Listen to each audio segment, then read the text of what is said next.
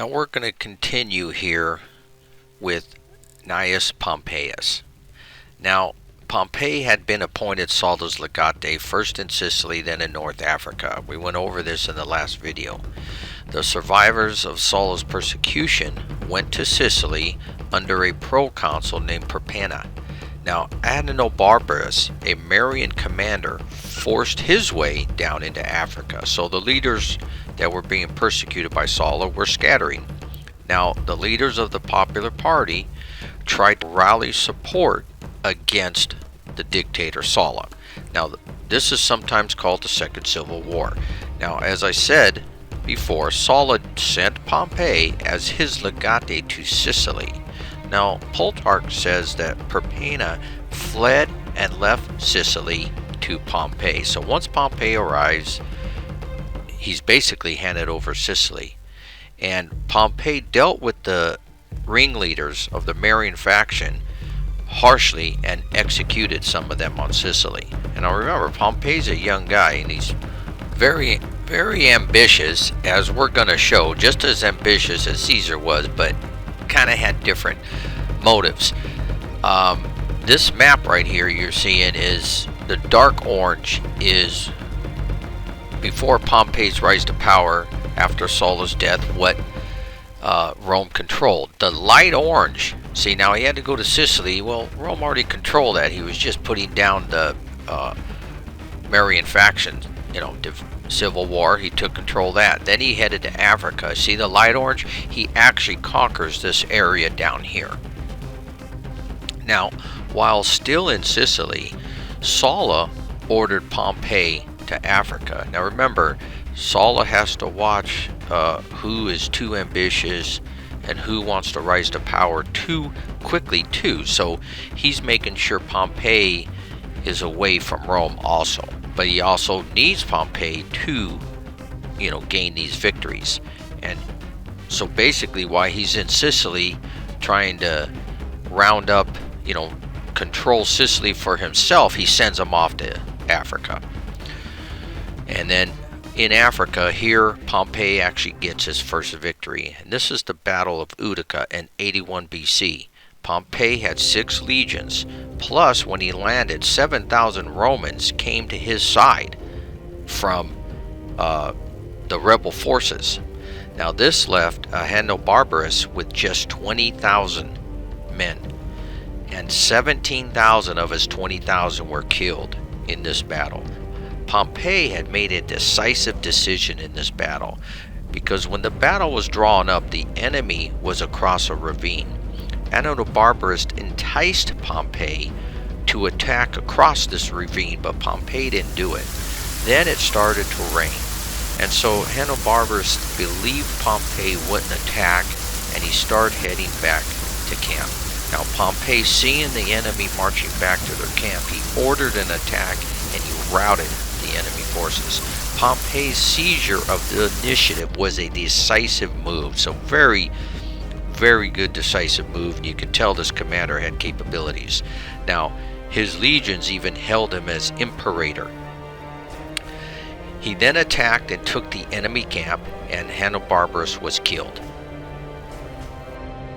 Now Pompey then moved into the Roman protectorate territory of Numidia, which was autonomous on its own, and he executed the king there, Hierobus, because he had allied himself with Ahenobarbus.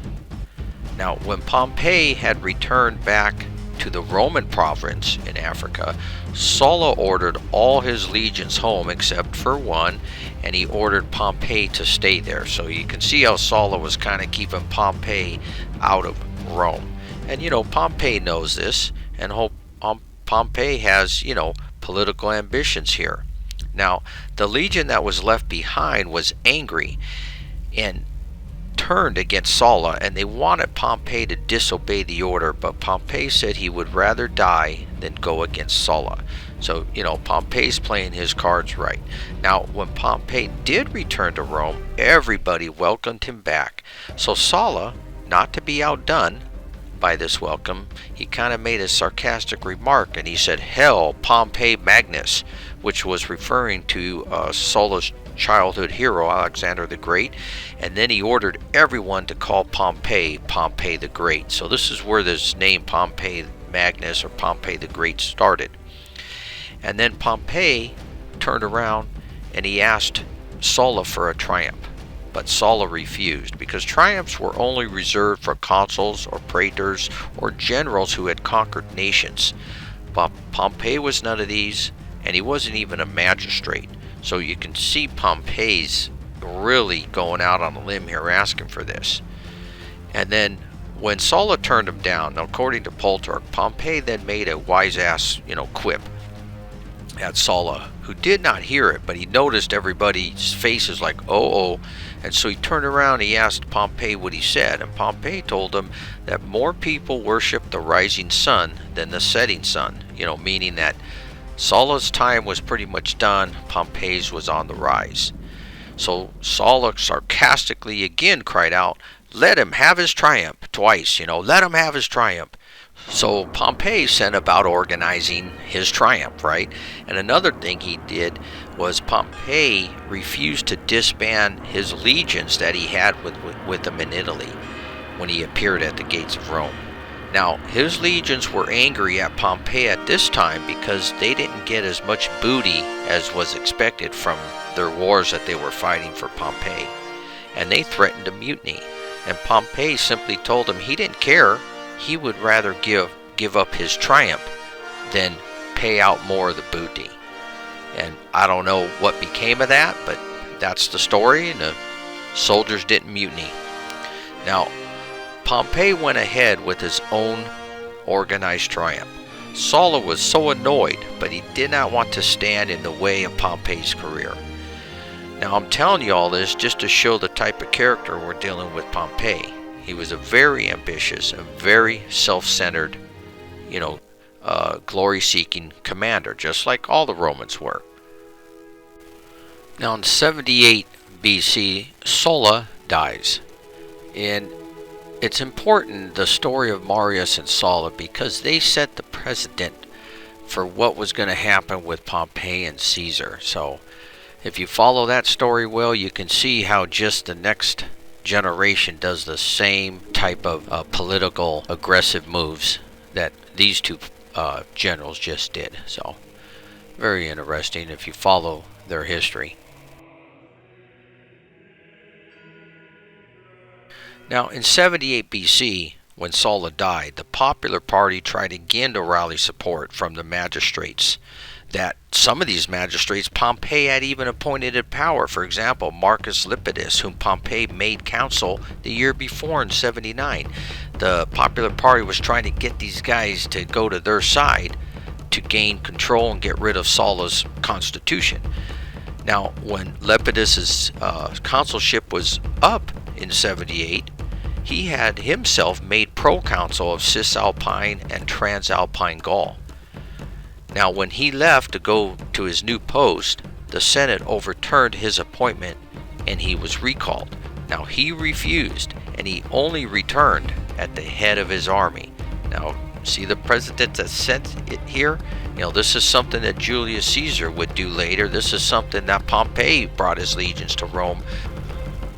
And even though Pompey wasn't an outlaw and told to disband his legions, he was asked eventually, we'll go over that, but he still had to have his legions behind him, and knowing that the army was loyal to their commander, the Senate and everybody still took it as a threat. So Lepidus is coming in as an outlaw, and he has his armies, he's coming for war.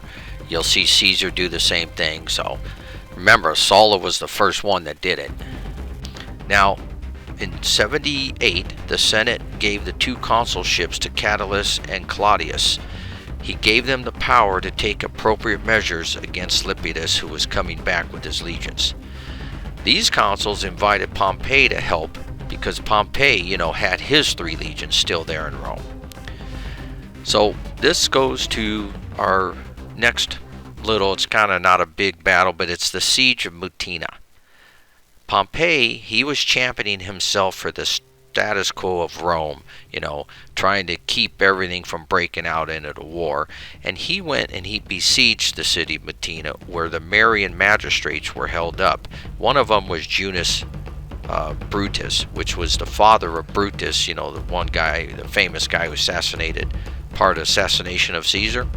Now, what happened in the siege, it wasn't a fight, it wasn't long, and it's not clear if Brutus just surrendered the army in the city to Pompey, or if the army actually surrendered Brutus to Pompey. But either way, Pompey had accepted the city's surrender, and then he executed Brutus and the other magistrates. So, Pompey, he is a ruthless commander, and he's not messing around. Now, Catulus, meanwhile, he took on Lepidus and defeated him in battle. Now, Pompey, having dealt with Brutus, at the siege of Messina, he marched to the rear of Lepidus as he was pulling away from this battle that he just lost. And then Pompey defeated him at Cosa. And then Lepidus fled to Sicily, and he ended up dying there. Now, I'm not giving Pompey any victories here for this siege and this battle, because the outcomes were basically foregone conclusions, and they weren't some big decisive battles. There wasn't any fighting, at Messina and at Cosa. Pompey came up behind Lepidus after he was retreating from a battle and just kind of finished him off. Now, this pretty much squashes the rebellion here in Italy. And Pompey was still refusing to disband his legions, because you shouldn't be having a general cannot have legions in Italy. And he kept making up excuses why his legions were kind of still hanging around Rome. Again, it's all to back him up and to kind of threaten the Senate. And, so Pompey can achieve politically, what he wants by just the idea that there could be a military threat there. Now, there's a couple notes I want to make here. Remember, I've been keeping rules that the Roman Republic and the Empire would live by, the guidelines, and I haven't showed one in a while, but rule number 7 comes in to play here. You command the army, you control Rome. So that's a rule that these generals and these Romans are going to live by for years to come. And then another thing is, I keep track of the Roman battle records. These are major open field pitched battles that have some sort of decisive outcome in them, and it's usually and these battles are the Romans against foreign enemies. Okay, and then I keep track of Roman generals' victories, and in the end we're going to put it all together and see who had the greatest amount of these battles and what the Roman battle record was. So when Romans get in a civil war and one Roman fights another Roman army, I don't count this in the Roman battle record, because it's not a foreign enemy, and basically it wouldn't really matter what Roman side won. The Roman world would just be continuing on. So if it's a Roman versus Roman, I don't count these in the battle record. But the generals, even though like Pompey won the Battle of Utica, even though he fought a Roman army, I do count this as a Pompey victory, because it's still a victory for this general. So I don't know if that's clear. I keep track of all the generals' major victories, but the Roman battle record, I only keep track of their victories versus foreign enemies. And here we are in 78, right? And the Senate was alarmed at Pompey's growing power and ambition. But as fate would have it, Pompey had asked to be sent to Spain. Now you got to remember, Pompey, he hasn't been a magistrate of any kind. He hasn't been a consul. And to be sent somewhere to take over a governorship, proconsul of a country, it usually comes after you held some kind of political office of magistrate. So Pompey really, he asked for the triumph. He's going up against Rome, and he's got his legions behind him, which is enforcing his ability to be able to get what he wants from the Senate. Now, the Senate decides, hey, you know what the heck, get Pompey out of here and send him to Spain, because in Spain there's a problem going on, and that's where Pompey wants to go to seek more glory.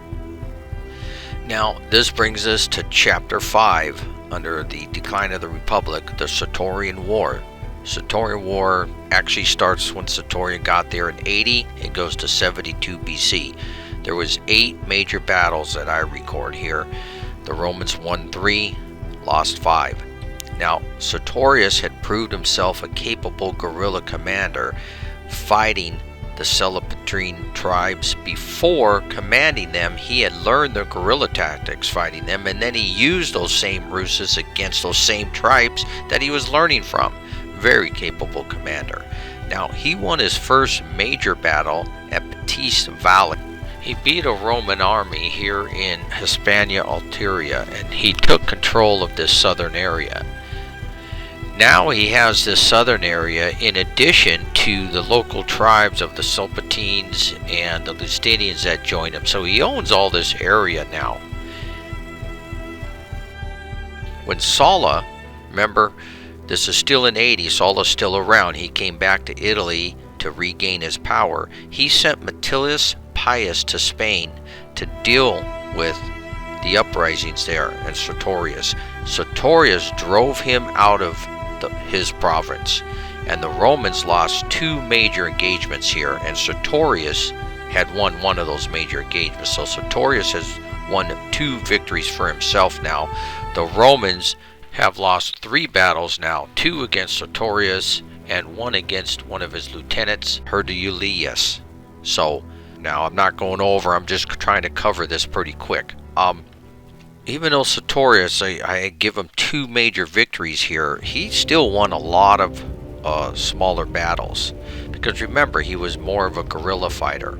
Now, Lucius Herculius, his lieutenant, also won a couple major victories against the Romans. So that's why the Romans now, have 3 losses against, these guerrilla fighters. Now, Sertorius, he was constantly besting the Roman commanders. He soon identified himself as a Spanish nationalist figure. Now, Sulla ends up dying, in 78, and the following year, here arrives Pompey. Pompey had to try to gather the forces himself, and he did gather 30,000 infantry and 1,000 cavalry. So that brings us to 77 BC. Now, Sertorius, he skillfully kept both Roman commanders, Pompey and Metilius, at bay and retained control over much of the western and central Spain. Sertorius had received a lot of Romans who rebelled against Sulla. Now, because remember, it must be noted, most of them rebelled against Sulla's constitution and his reforms rather than against Rome. Now, they also, one commander they had was Perpenna from Sicily. Now, Perpenna was not real keen on joining Sertorius. He wanted to command and run the rebellion himself. He was another ambitious guy. So when he landed in the Liguria area, word had reached him that Pompey was marching north toward him. Perpenna had 53 cohorts with him. That's 5.5 legions. But when the legions found out that Pompey was marching toward him, they demanded that he join Sertorius. So he did. Now that Sertorius was reinforced, he decided to launch an offensive against the eastern Spanish cities now that were being held by Rome. Pompey decided, okay, let these two armies combined, and then he headed south straight for them. He wanted to finish this in one final stroke. That brings us to the following year in 76. It's the Battle of Lorraine. Pompey, with his army of 30,000 veterans, he felt confident and he moved quickly down the coast toward Lorraine. Now, Sertorius arrived at Lorraine first and he began to lay siege to it. Pompey was very confident of victory, and when he arrived, he built his camp close to that of Sertorius to force Sertorius into battle. Sertorius decided to teach Pompey a lesson. Pompey was delighted with the way things had turned out, because he had his army positioned so that Sertorius was caught between his army and the city of Lauron, the Romans who were being besieged in there.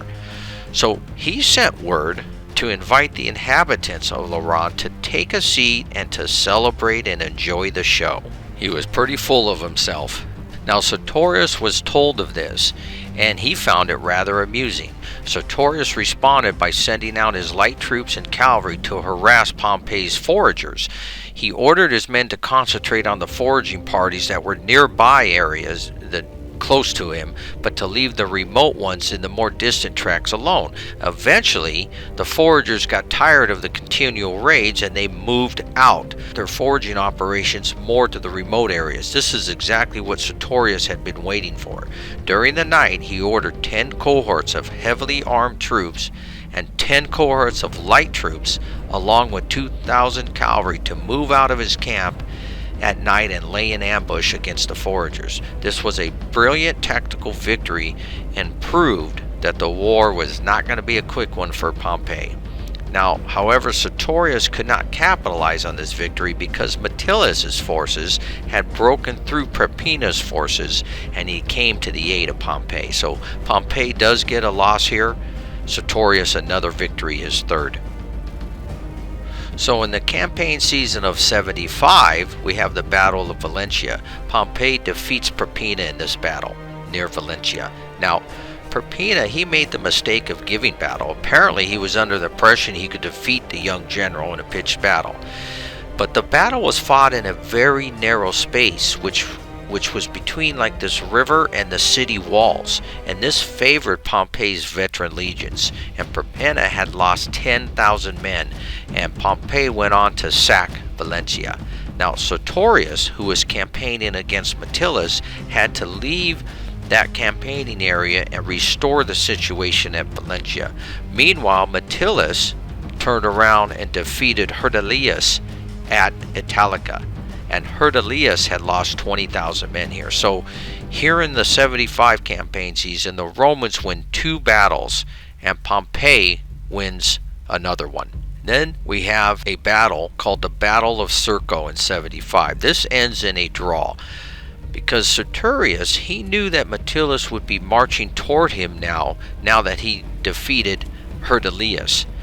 And so Sertorius wanted to defeat Pompey before Metellus arrived, and surprisingly, Pompey offered battle. Sertorius' right wing defeated Pompey's left wing and forced Pompey to flee the battlefield. However, Sertorius' left wing was defeated by Pompey's right, and so this battle ends in a draw. And then there's another battle here in 75, the Battle of Saguntum. And this ended in a draw also. This is with Metellus arriving on the scene. Sertorius, because the two armies were together here, you had Metellus and Pompey, Sertorius had to withdraw inland to another village that was called Saguntum. Pompey and Metellus were in hot pursuit. Sertorius' men were getting tired of Sertorius' guerrilla tactics, and they wanted to fight a decisive battle against these guys. So Sertorius was forced to fight a battle which ended in a draw. But Sertorius did lose a lot of men and he had to retreat further inland. So there's another draw here. So we move to the 74 campaign seasons. Remember, there's 4 armies here: Metellus', Pompey, Sertorius, and Sertorius. And they were all skirmishing, and they maneuvered with no one gaining the upper hand. Pompey was having to use his own resources now and his own finances to finance his army. And militarily, Pompey was being tested to his limit. So he decided to withdraw to southern Gaul and to recruit and rest his army. But here he wrote a letter to the Senate demanding for more resources and more support. Otherwise, he said he would leave Spain and come to Italy with his armies and bring the war there to Italy. Now, Lucullus, he was going off to the east to fight Mithridates, and he wanted to take on Mithridates and did not want Pompey involved. So he was actually in Rome rallying support for Pompey in Spain. And so they did rally support. The Senate did agree, Even though the Senate was hard pressed for funds and resources, they did gather enough and sent them to Pompey. Now this starts our 73 BC campaign season, and Rome is in a state of emergency. They have a problem still in Spain, they have a problem in the East in Asia, and they have a problem in Italy. They send Pompey is already in Spain to deal with Sertorius. They send Lucullus to the east to deal with Mithridates. And then the Servile War, the gladiatorial revolt by Spartacus in Italy, is going to be handled by another man who has political and ambitious aims, Marcus Crassus. And remember, the best way to power at this time in Rome, at the decline of the Republic, is by military success. And so he takes on to be the champion to stop Spartacus in Italy. And we're going to be talking about all those, but let's finish up with Pompey in Spain. Now, the morale started to decline among the Iberians. You gotta remember, guerrilla warfare is not an easy thing. You know, the Viet Cong, the Afghan guerrillas, it takes a lot to carry out year after year guerrilla fighting. And it takes a sense of national pride, propaganda. You have to constantly keep the morale up. Well, here, these are mostly a lot of Roman soldiers and Iberian natives fighting for Sertorius. And in order to keep the morale going and discipline going, harsh measures were necessary. Now, in a Roman army, legionaries were used to this kind of discipline, but these tribes were not, and it didn't go over so well with them. And Sertorius' popularity was declining. Now, Metellus, he also offered a huge reward for the capture of Sertorius.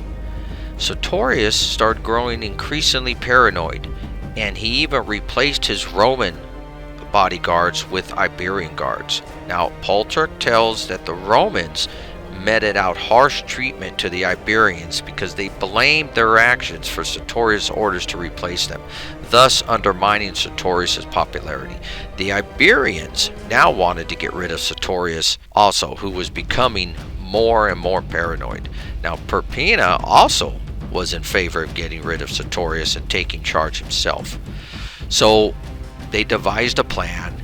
Perpenna set up a feast celebrating a mock victory that they had won, and when Sertorius was there, they assassinated him. Quintus Sertorius, he went 3-0-2 versus the Romans, and it must be noted that Sertorius was a guerrilla fighter and won many hit-and-run skirmish-type battles against the Romans. Now, some of Sertorius' officers, they sent peace offers to Pompey and Metellus, and then they simply went home. Perpenna, he had retained his army and he continued to fight, but he needed a quick victory because he had to constantly pay off his soldiers, bribe them, and keep them in line. But the soldiers would not stick around too long if Perpenna couldn't bring them a victory and show that they could win. So he was looking for a quick victory. So this brings us to 72. And here Pompey had laid a trap against Perpenna. He was going to lure Perpenna into an ambush by using 10 cohorts as bait to draw him in. And while these cohorts were being attacked and scattered over a wide area, they drew Perpenna's army into the hidden lines of Pompey's main army, and the ensuing ambush was a massacre. Perpenna begged for his life and offered Pompey all of Sertorius' correspondence detailing the levels of Romans in government and society that were supporting Sertorius. So Pompey could have used this to go back and probably kill a lot of senators. But Pompey agreed to spare his life for the correspondence, but then he took the correspondence and burned them without even reading them. I guess historians believe Pompey did this to avoid another civil war. And then he executed Perpenna. And then Pompey gave citizenship to most of the supporters in Spain that were backing Sertorius. And he resettled a lot of the traitors in southern France. And so Pompey's treatment here of the rebels was rather lenient.